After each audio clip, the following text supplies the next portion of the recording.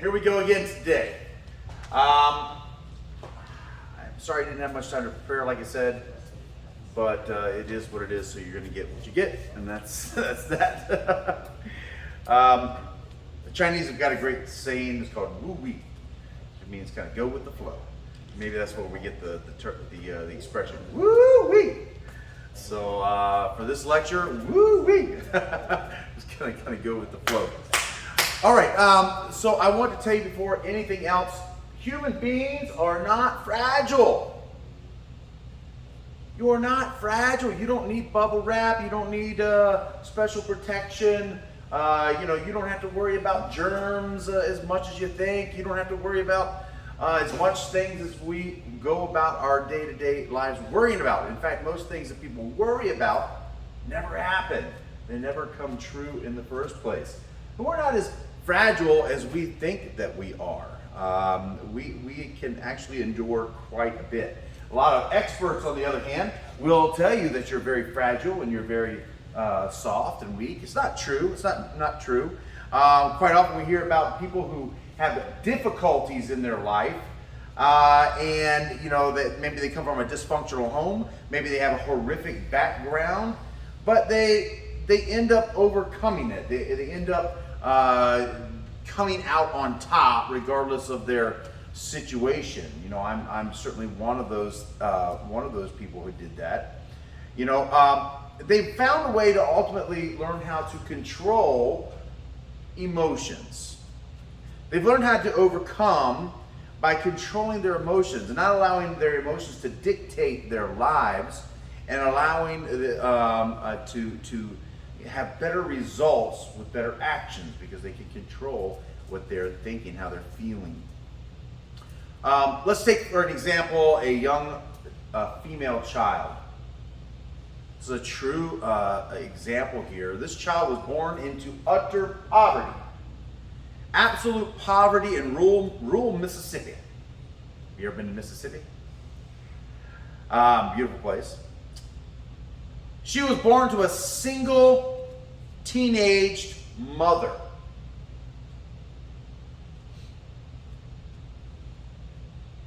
She was then taken to the poverty-stricken inner city of Milwaukee.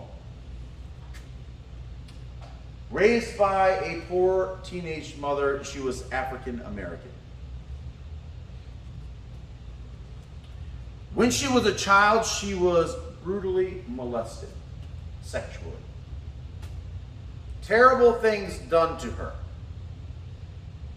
As she grew up, she became a little more promiscuous, and age 14, this young girl became pregnant. Now you can already see the path that she's on.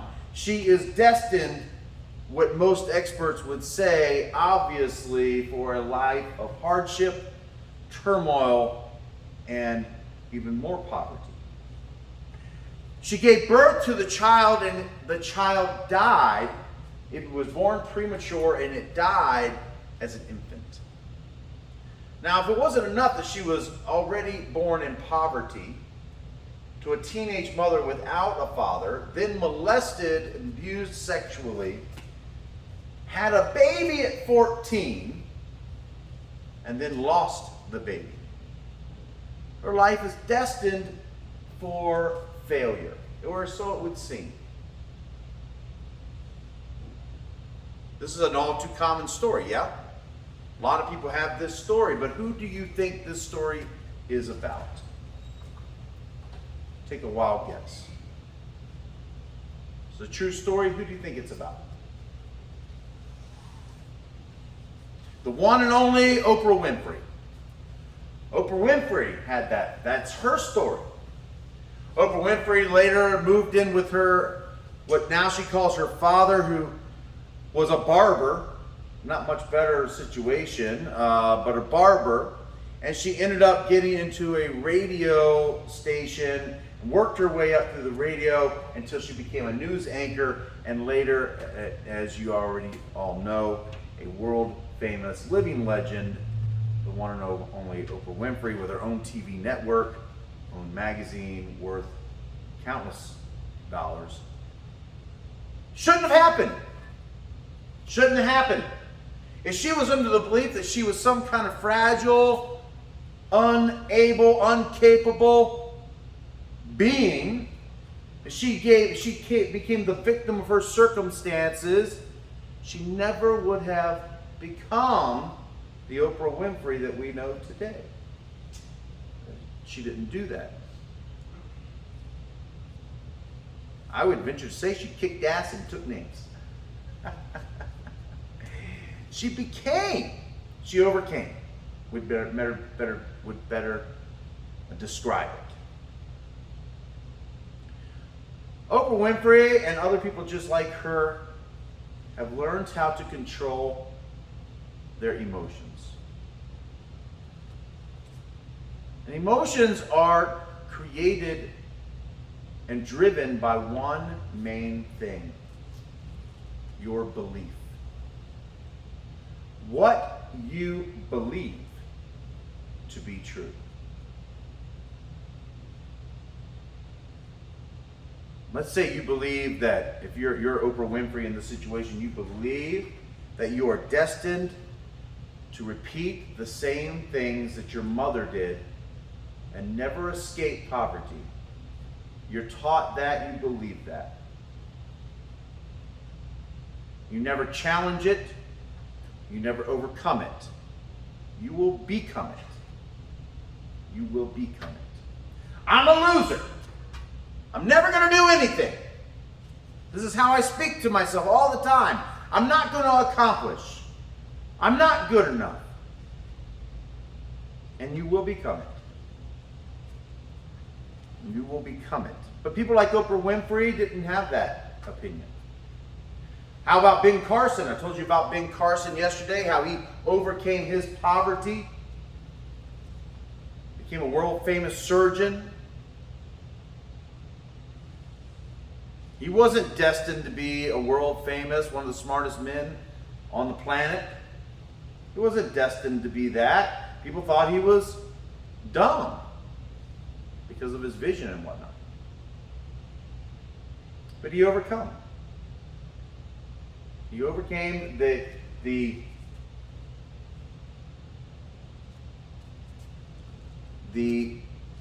circumstance that he was in.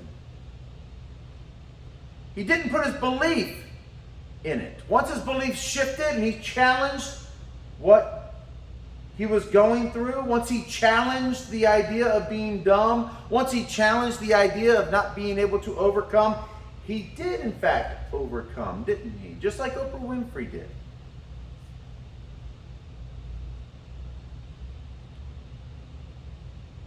Emotions. Emotions are driven by your beliefs.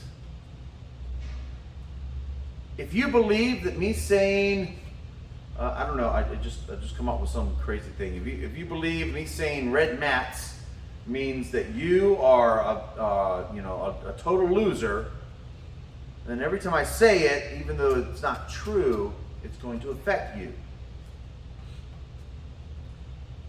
But if you believe what I say, red mats just mean there's red mats on the floor, then there's going to be red mats. You're just going to know that there's red mats on the floor. It's not going to have the same.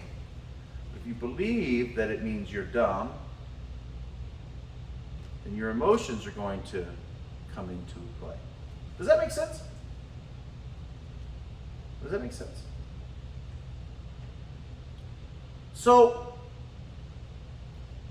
we have to learn how to interpret things that are happening to us, around us, and in the world through a distilled lens.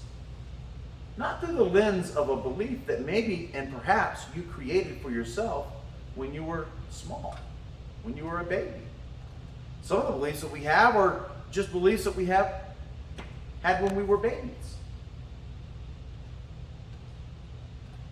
Some of the beliefs we have are totally not logical. For example, my fear of flying. I have a fear of flying. But I have to challenge that belief, because is really flying more dangerous, or is it safer than, say, driving? Statistically speaking, we all know that flying is safe.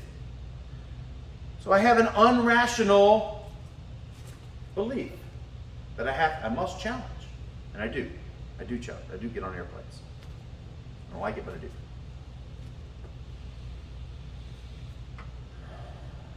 The belief of what's happening in the world around you.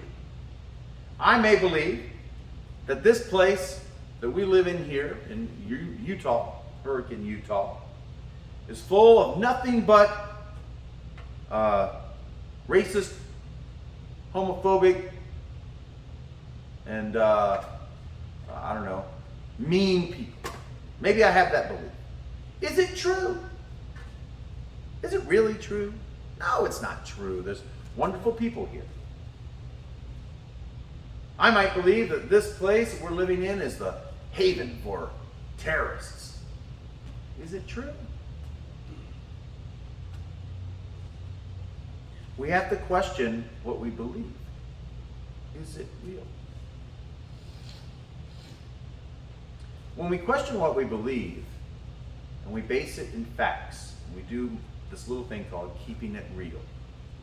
Keeping it real with ourselves, keeping it real with everyone else around us, keeping it real what we do, keeping it real with the results that we have.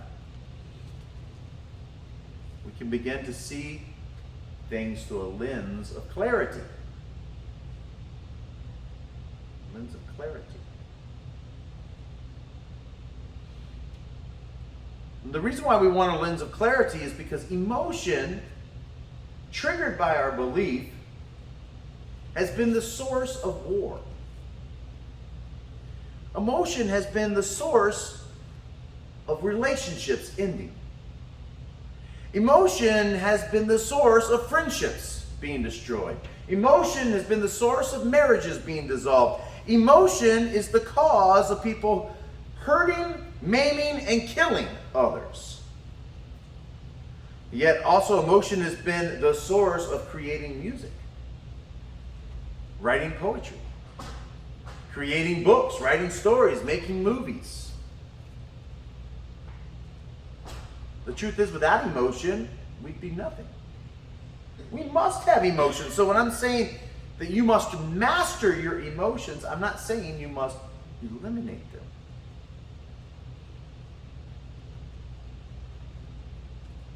Emotions have one of the biggest impacts on the world.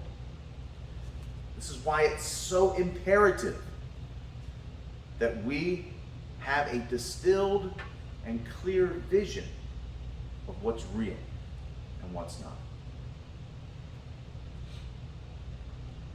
If Oprah Winfrey didn't have that clear vision, she could never have overcome her circumstances. If she believed that she was stuck there, she never would have overcome it. Ben Carson would have believed that he could not have gotten out of his poverty situation. Remember, I told you his mother was mentally ill. Remember, I told you they thought he was dumb.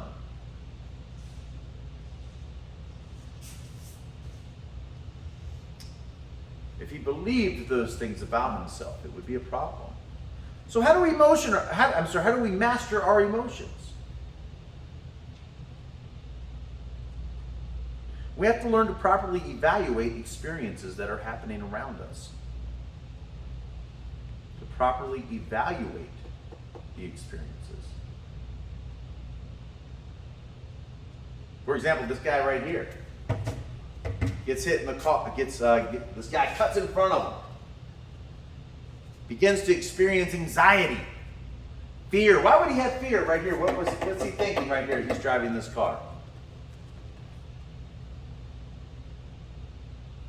He might die. His survival is at stake here. His life is at stake. He's out of the car now, so he didn't die. But now he's anxious. He's in fear. Maybe he interprets this as something he has to attack. So maybe his emotion is anger at this other guy. Maybe the emotion is shutting down, because maybe that's his response to fear. Shut down totally. Run away.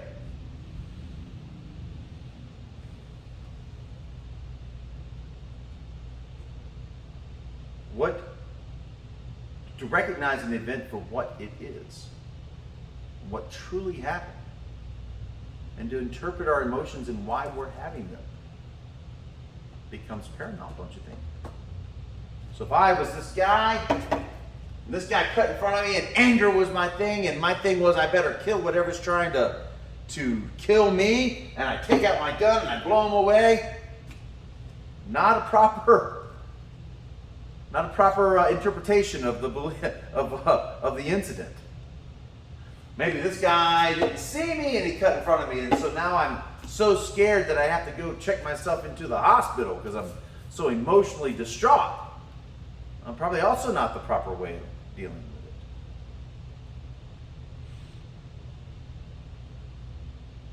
But how we interpret what's happening to us at all times. Then when emotions arise and they come out of us, we have to ask ourselves and evaluate how we're feeling. Why are we feeling what we're feeling? Is it appropriate? Is what we're feeling based on something that's not real? Or is it based on something factual?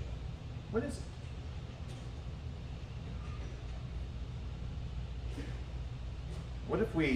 What if our emotions were based on something that was totally an illusion?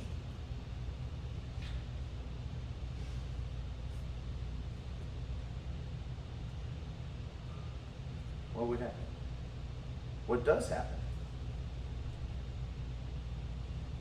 Let's say you get angry over someone, I don't know. Remember the story I told you about the waitress who the guy who got so angry because brought in, what was it, French fries instead of chips. So angry over that. What was the belief you think he was having? I can only imagine that he thought it was disrespectful. Thought it was an insult. Thought, how dare this person bring me this? She doesn't know her job. I'm gonna have to correct her. Can you imagine that's how this person's thinking? Just over something like chips or something. Ridiculous. Ridiculous.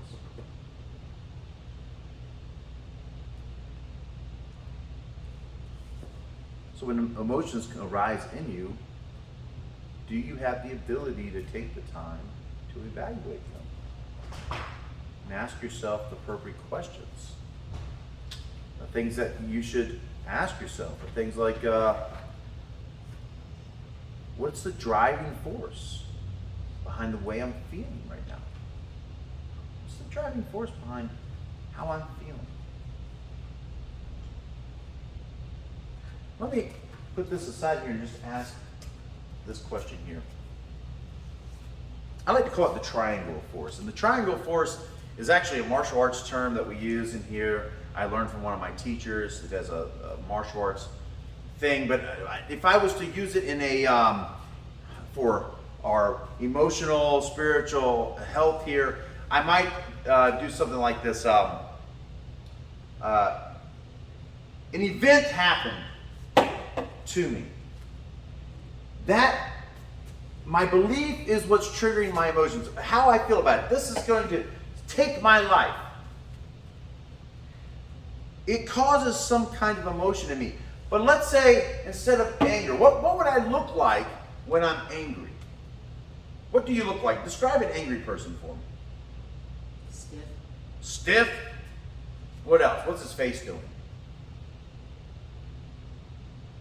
Maybe wrinkled eyebrows, maybe clenched teeth, maybe clenched fists, maybe like puffed up chest. Is the head up like this, or is it down like this? I guess it depends on. I guess it depends on the person if they're trained or not. What if it made me sad? What if I was a depressed person? What would I look like? Frowning. Droopy. Is my talk fast or slow? Slow. Is my breathing deep or shallow?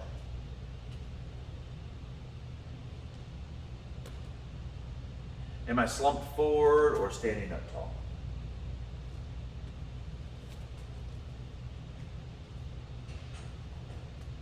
Is my tone high or monotone?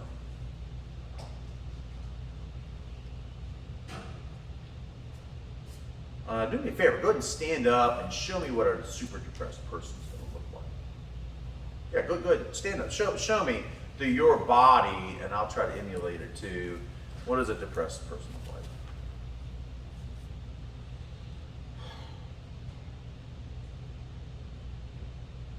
Show me an angry person. Show me.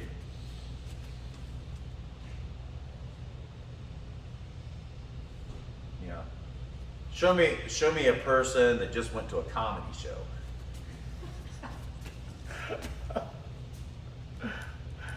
Show me a person in love.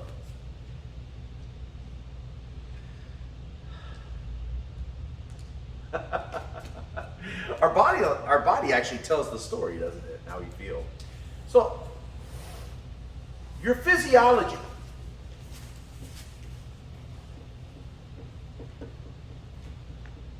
Your physiology controls your biochemistry.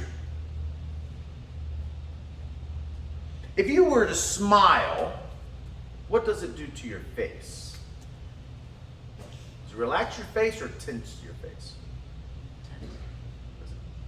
Does it put you in a good mood or a bad mood? Good. Have you ever wanted to be sick so you could get out of work? If I could just have a stomach ache. Oh yeah, there it is. Oh. And how does your voice sound when you've gotten sick or you want to sound like you're sick? What does it sound like? Come on, everybody knows. I can't commit today. Yeah, I'm feeling really bad. And you can almost convince yourself through your body language that you are sick. You can convince yourself through your body language that you are sad. If you really wanted to be sad, if you absolutely needed to be sad right now, you could make yourself sad. I could make myself sad. How do you think actors do it? They do it. They make themselves sad. They can cry on demand, some of them. If you really wanted to be aggressive right now, you could make yourself really super aggressive, couldn't you? You could bolster up your body. You could get big. You could get angry. You could make yourself seem and feel mad at any time. Can you, though, make yourself feel and seem happy at any given time? Can you do it? No, I'm way too sad all the time. How about this? Because our physiology controls our biochemistry in so many ways, why don't we try this for a second? Why don't we go ahead and stand up again? Go ahead, stand up. I know, up, down, I get it.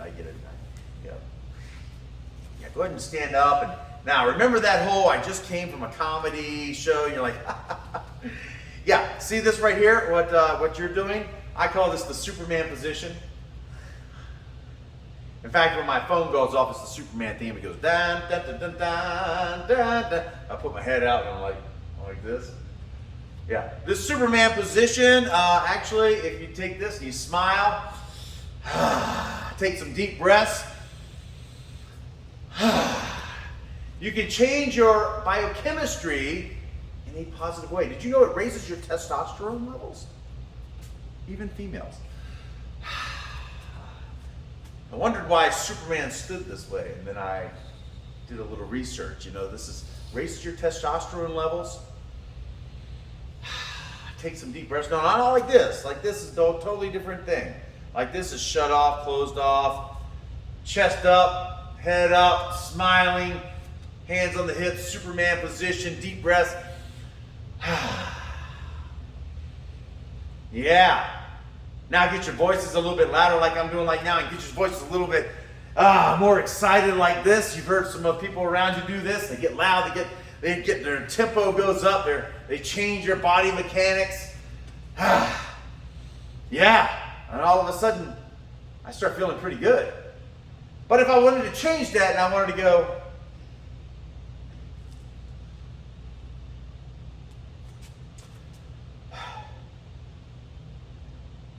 Boy, that's a big difference. I feel that big difference right now. I feel that big difference. I call it the difference between Clark Kent and Superman. For example, oftentimes in my self-defense class, I'll walk into a room and I'll say, let me show you, let me introduce you to somebody, let me introduce you to Clark Kent. And I come in just like this. And I go up to him and I'm like, hi, my name's Clark Kent. And don't look at them in the eye. I give them a dead fish handshake. You ever had a dead fish handshake? Hi. Like that. And I go around and I introduce myself as Clark Kent to everybody. And I ask him, well, what do you see about Clark Kent? What does Clark Kent have? What does he look like? Tell me, how is his personality? What would you think about Clark Kent? How is Clark Kent feeling? Oh, so let's answer that question. How does Clark Kent feel when you see him like this? How do you interpret his emotions? Hi, Clark Kent. What does it tell you? What does it tell you? What's it saying to you back there? That he's not confident. Not confident? Is he a happy guy? No, he's not happy, not confident. Not happy. Does he feel anxious, anxiety around people? Yeah. I would assume so. I would think so, yeah. Does he even take pride in himself at all, do you think? No confidence. No confidence. And you can tell that just by his body language, how he's moving, how he's talking, where he's looking, and how he's squinching down on his head and stuff like that. Now, take, for example, Superman. Superman comes in and he's not like this. He's like this. Dun, dun, dun, dun, dun, dun. And he walks in like this. Gives a big handshake like this. Hi, I'm Superman. Shakes his hand, you know. Gives you a big smile because he wouldn't want you to feel intimidated by him. But he's confident. What else does Superman, his persona, say about him? That he's really strong. Strong? Yeah. Okay. Is he happy? Probably be a safe life. I think so. I think so. So let me ask you this question. If you're walking around like Clark Kent, and your body says Clark Kent, but your mouth says Superman, which is true? Body. Yeah. Body language is an incredible communication that happens subconsciously. We don't even know that we are telling people about ourselves. If you truly feel confident, you truly feel good, what will you look like? How will you walk? How would you talk? What would your vibe be? Now, there's a difference between confidence and cocky. That's different, right? Cocky is like, you know, I mean, they're not even doing this. Just like, they're like mad face, sort of, arrogance, rolling their eyes at people when they talk, nose up, better than you. Is that person happy? What do you think? What do you think? No, they're not being confident. It's fake, right? Fake confidence. You know, what about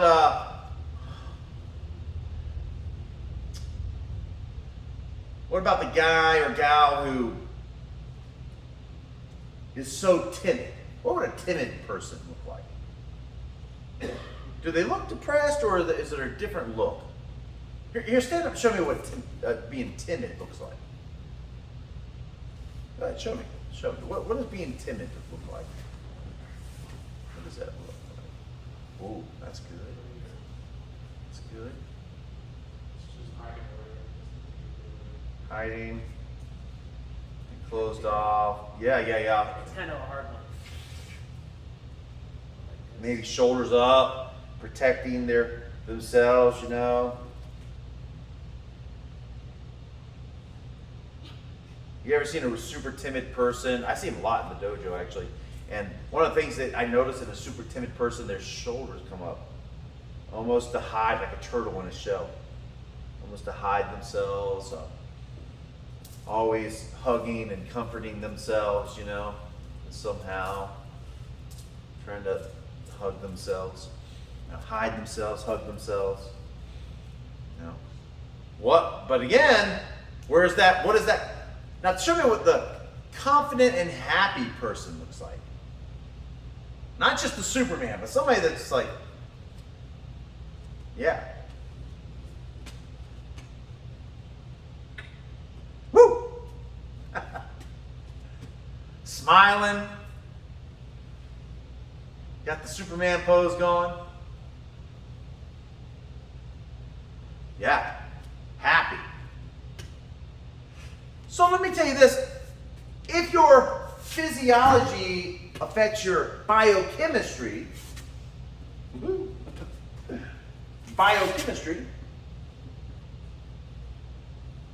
which it does. It helps release dopamine, it helps release testosterone and all kinds of other things through your system. Does it make sense to change your physiology when you are feeling a negative belief? Because remember, your belief and emotions are attached to each other. They're the tip of this triangle of force. Could you change your physiology just for 2 minutes? If you change your physiology just for 2 minutes, jump into the Superman stance. Take deep breaths. Look up. Smile.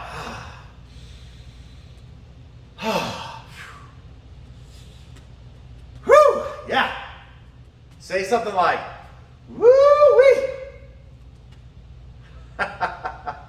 Laugh.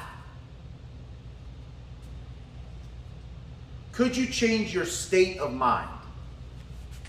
Here, we'll put that in the center here. State of mind. Could you change your state of mind through your physiology alone? Well, maybe not permanently.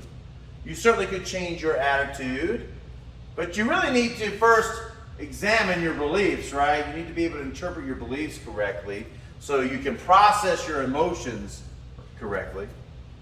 But you could change your physiology. You could change the tempo that you do things. You can make a sudden shift in your body. One person that I used to learn from used to say every morning he'd get up and he'd do this. First thing he'd get up and he'd go, yes! Now that yes right there, that clenching of the fist and doing that every day, his mantra then became, yes! He'd put a big smile on his face like that, like that, and then he'd start, yes! Jump into the Superman stance, put the smile on his face. First thing you do, jump out of bed, yes! Woo! Changes physiology. Changes state of mind. Yes. Changes state of mind. This is a mudra. A mudra is an anchoring of your brain. So when you get up in the morning, the first thing you go is, yes! Jump into that Superman stance, put a smile on your face, change your physiology. When you change your physiology, you change your biochemistry. When you change your biochemistry, you change the chemicals that are going into your brain. When you change the chemicals that are going into your brain, you modify your state of mind.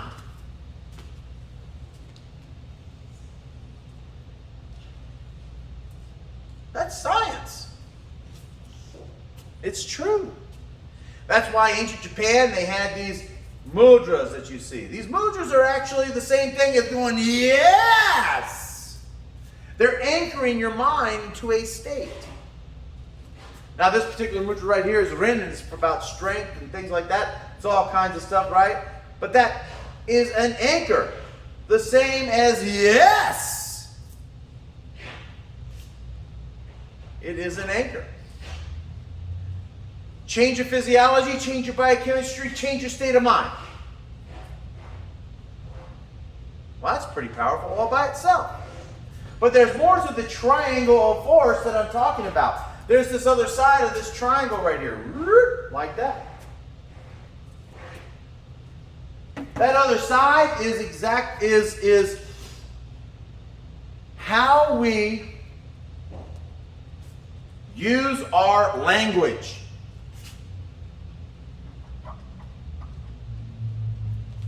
Now, I'm not meaning just how we use our language to each other, but I'm also meaning how we use our language to ourselves.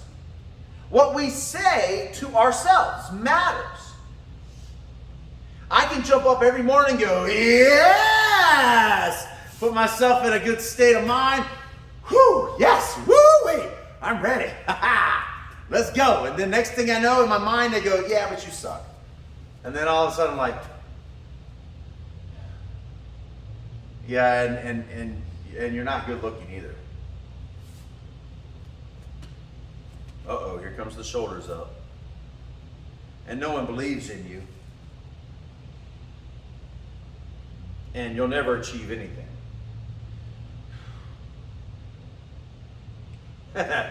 What we say to ourselves can be the kryptonite to Superman. The only thing hurts Superman is kryptonite. But your words are the kryptonite to yourself. You begin your self-sabotage by the language you use. And guess what happens with the language that you use to yourself? It then changes your state of mind. It changes your state of mind. If you're telling yourself that you suck, you suck. But you don't really suck.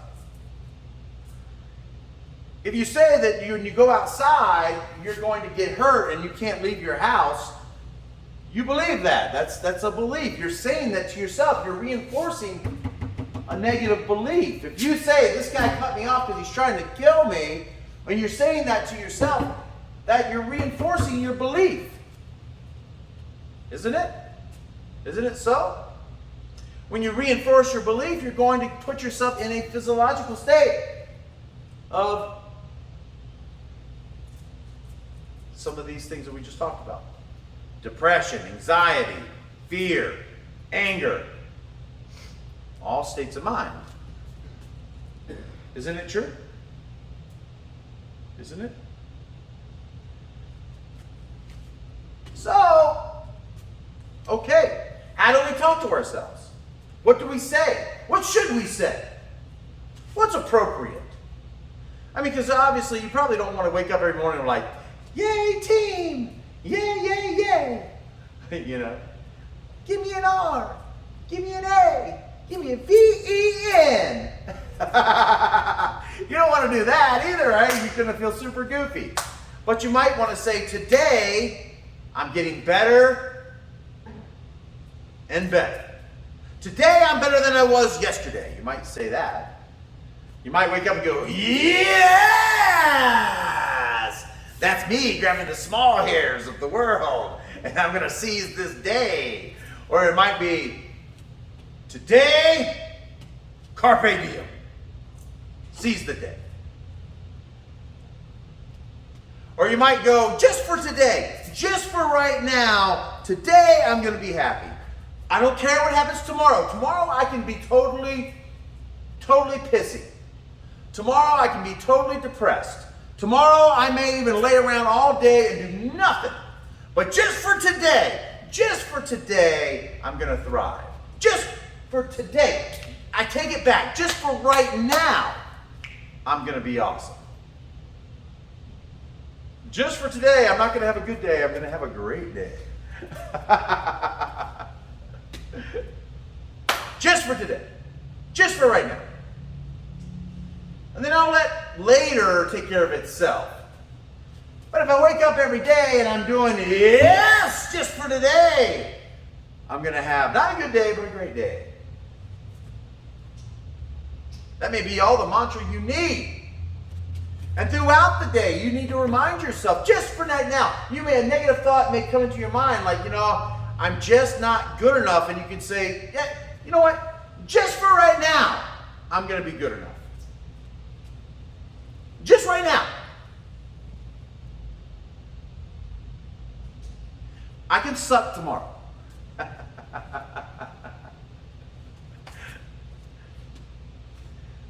But just for right now, I'm awesome. I'm great. I'm happy. I'm fabulous. And I'm going to put on my Superman stats. Just for right now. Yep.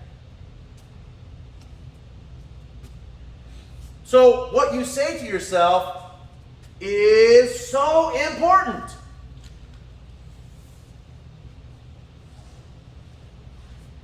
And then you know what? The last part of this triangle has got to be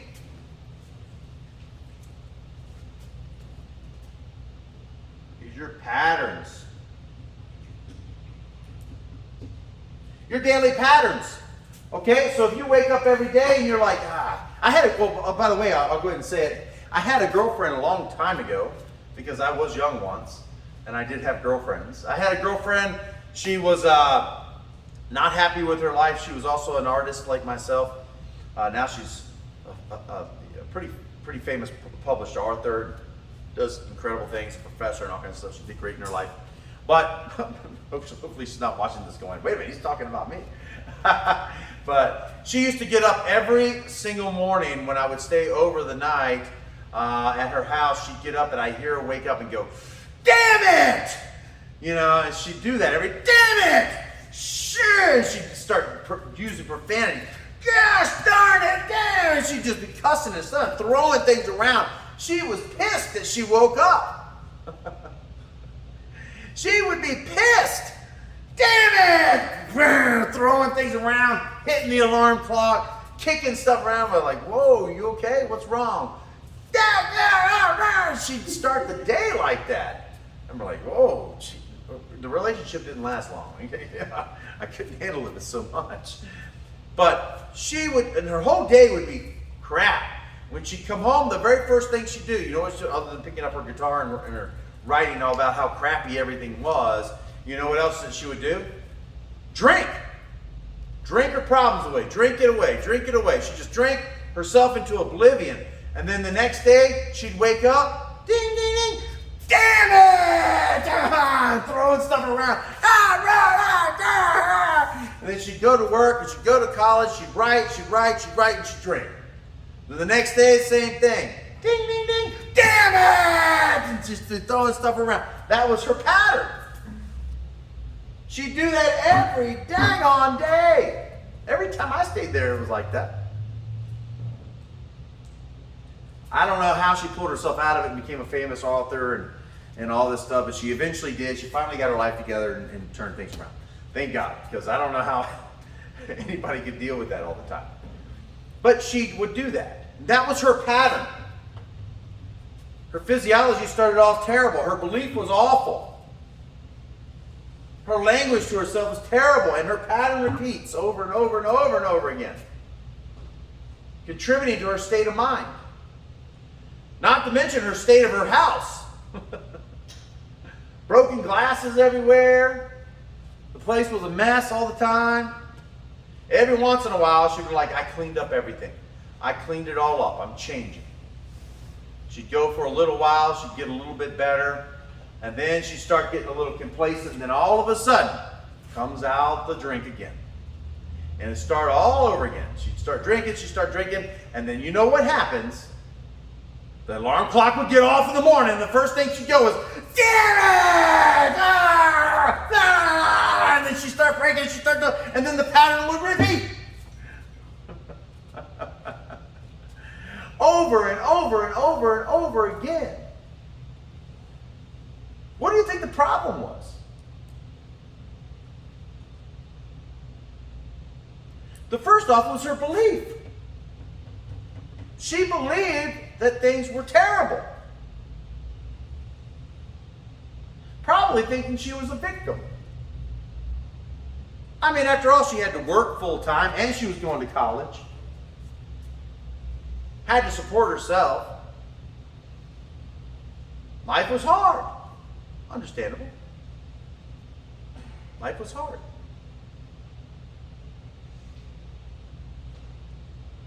What could she have believed instead? What do you think? How about this for example? She's going to college. Not everybody gets to go to college. Thank God I get to get an education. Thank God I had the opportunity to learn. I could have been born, I don't know, with half a brain. I don't know. Thank God I had the opportunity to have a car to drive me to college. Some people don't. Thank God I actually have a job that I can pay for these things. Thank God I have the opportunity to today be better than I was yesterday. Thank God I have the opportunity to write down my thoughts. Thank God I have the opportunity to write songs about it, because she was a brilliant songwriter and a beautiful voice she had. Thank God. What would have happened if that would have, instead of her mantra every morning being, damn it, if she got up every morning and she went, yes, just for today, I'm going to seize the day. Today is going to be better than it was yesterday. Today, that's my fist, grabbing life by the small hairs and making the best of this day. And then she went to work like that. She went to work in the Superman pose, smiling face, hands on the hips, like this. Ha ha, yeah! Today we got it. And then now, she's all of a sudden, I can tell you what would happen. She'd become the employee of the month. She'd get a raise. Less problems already starting to happen. Everybody would want to be around her. People would want to hear her music. So they're attracted to her dynamic personality. Well, that's what happens when you become like that, you know. You become this, woo, yeah. People want to be around people like that. As opposed to what she was, you know, like, all the time. They want to be around you, so that would have elevated her status in life, I think. I'm just kind of out of experience now. I'm kind of telling you what I think would have happened. She would have got better grades because she would have seen an opportunity, as opposed to like, oh, damn it. Oh. Writing her reports like this, she would have been writing like, oh, I'm going to get an A. Oh, yes I am. That would have been different. Her belief would have started shifting into this mountain of good emotions. Can you imagine that for her? The pattern would have shifted too, wouldn't it have? If she woke up every morning going, yes, instead of damn it, this pattern would have started shifting. And the consequences would have started shifting for her. See, I imagine Oprah Winfrey did something similar to that, right? I mean, if she had stayed on her path that she was on when she was younger, had she woke up every morning like, oh, I'm just this teenage African-American girl living in the slums of Milwaukee, I'll never get out of here. Her confidence would have been where? Down the toilet, right, exactly. It would have flushed it right on down. She never probably would have applied to that little itty-bitty radio station. She wouldn't have had the confidence. She wouldn't have been able to talk to people. She wouldn't have felt that she had any kind of worth. But no, she didn't believe that, did she? She didn't allow her circumstances or her beliefs to control her. She changed her belief. Her belief became, I can do it, which changed her emotions. Didn't it, though? Changed her state of mind. Had she gone in there with a terrible body language, terrible perspective, she probably wouldn't have gotten the job. But that one little job changed her life forever, and there's only one way that could have happened. Now, I don't know this for a fact, but I also know it for a fact that Oprah Winfrey did not go into that little old radio station like my friend back in the day. She didn't wake up every morning going, damn it! This sucks. No, there's no way she would have succeeded that way. Impossible. No, no, no, no. I'm sure Oprah Winfrey went in there with this positive belief that she could be. Would you agree? How could she have possibly succeeded any other way? How could she be the Oprah Winfrey we know today if it was any other way? I just made that up. Couldn't have. Wouldn't have. Wouldn't have happened. She had to have the right belief, which would have helped her emotions.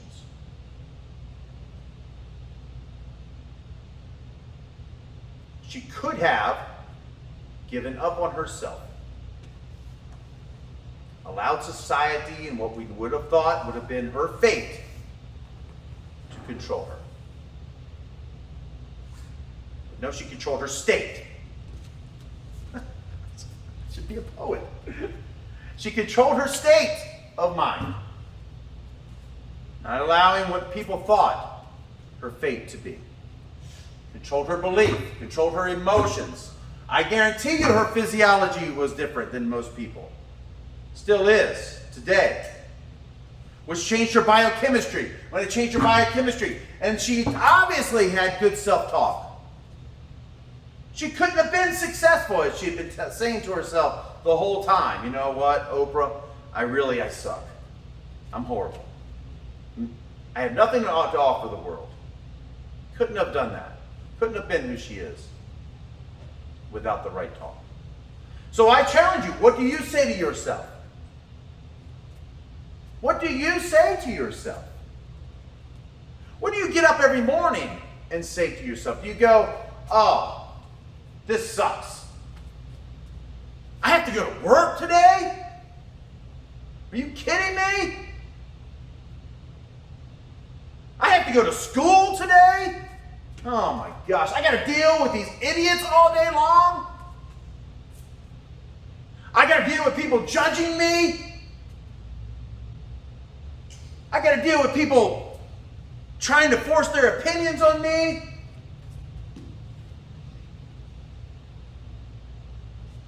I know they're probably thinking bad things about me. If I don't wear something really nice, they're going to think that I'm ugly. Are they looking at me? Do they think that I'm fat?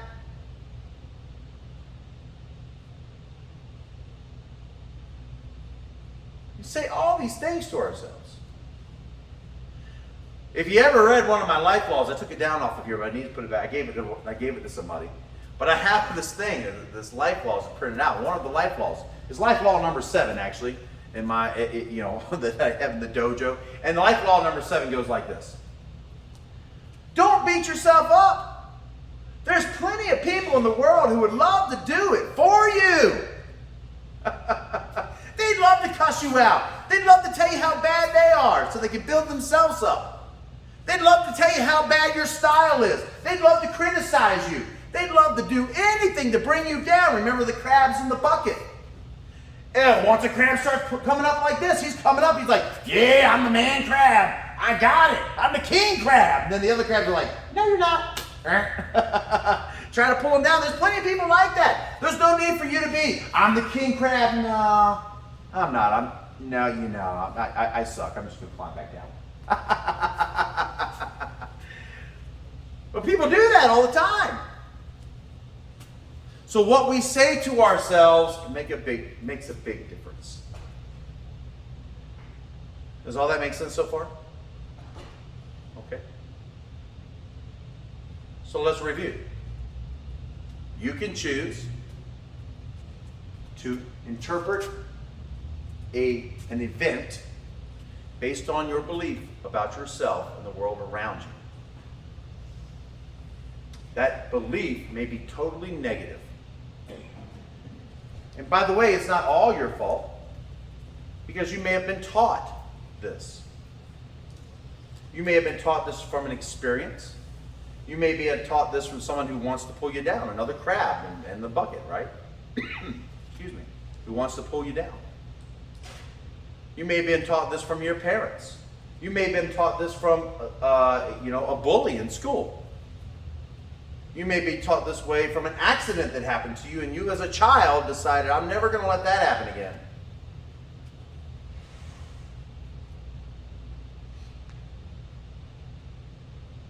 But we have to look at what's real. Again, most things that people fear never happen. My fear of airplanes. How likely is it that I'm going to crash and die in an airplane? What's the statistics on that? Do you know? I have no idea. Haven't looked it up. It's low. I mean, be honest with you, there's airplanes flying so close to each other all the time like this. It's an intricate web of crossing over the whole world at all times. And the amount of planes that actually fall out of the sky, crash, compared to the amount of planes that are flying all the time, every hour of every day, 24 hours a day, 7 days a week, is so incredibly low that my fear is not logical. But I still have it. And here's why I have it. I can tell you why I have it. I've already done some self-analyzing myself.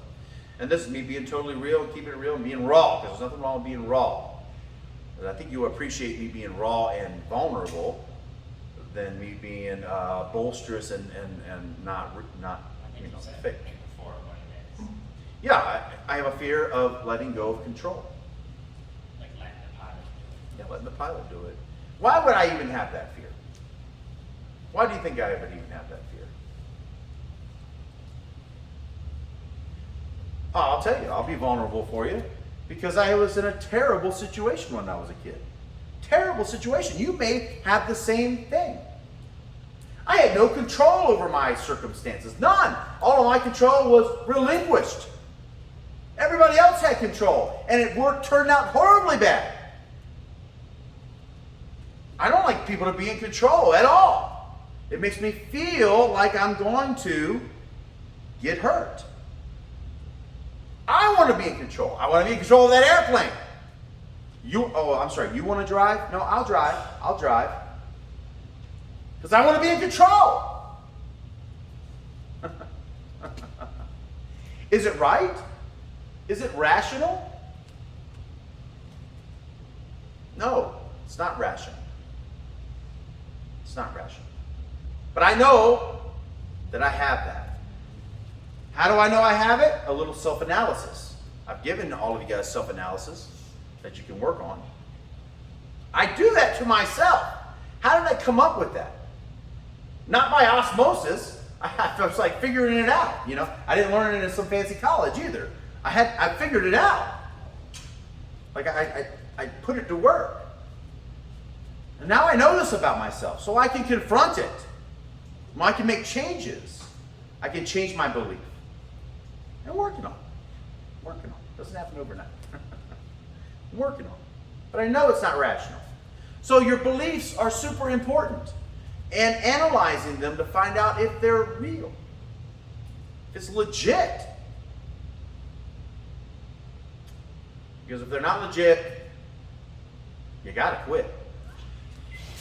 I did it again.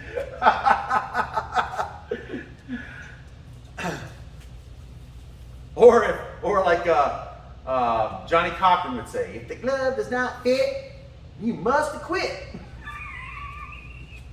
You guys may be too young to understand that joke.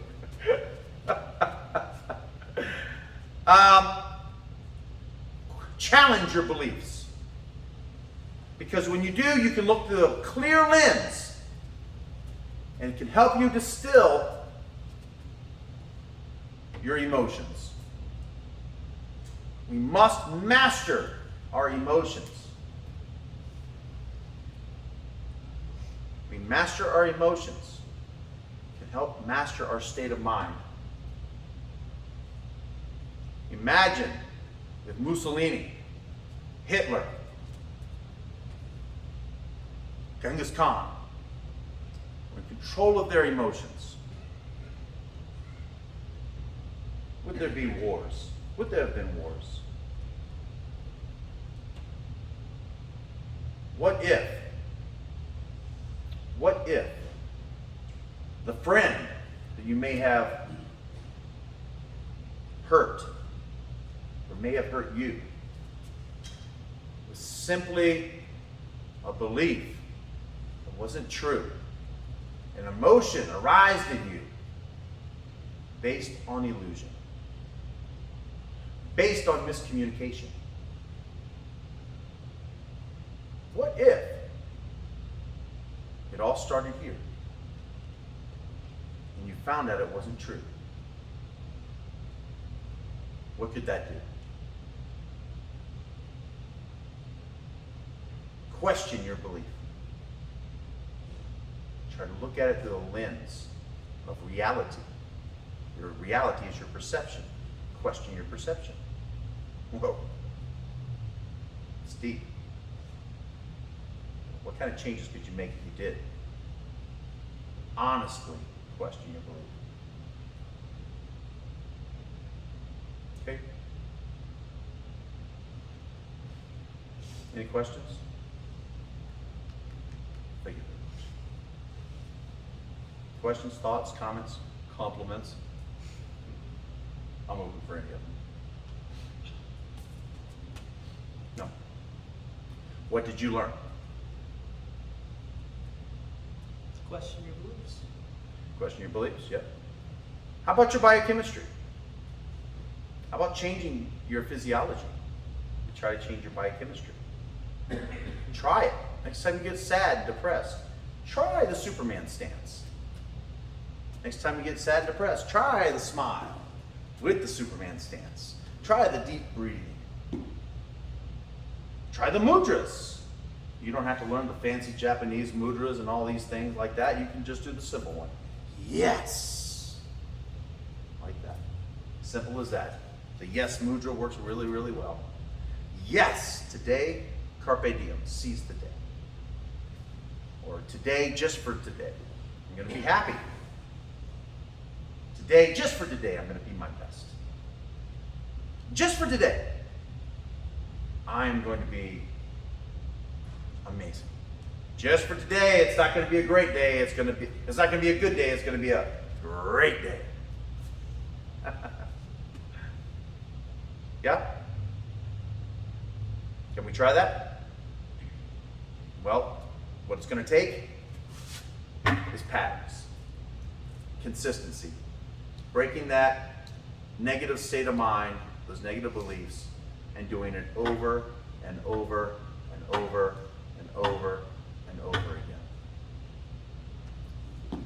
There is this little number that I really like, this little thing here I really, really, really like, and it looks kind of like this. I'm starting to put it on my t-shirts now. Show it to you. I'm thinking about getting it tattooed on me. It looks like this.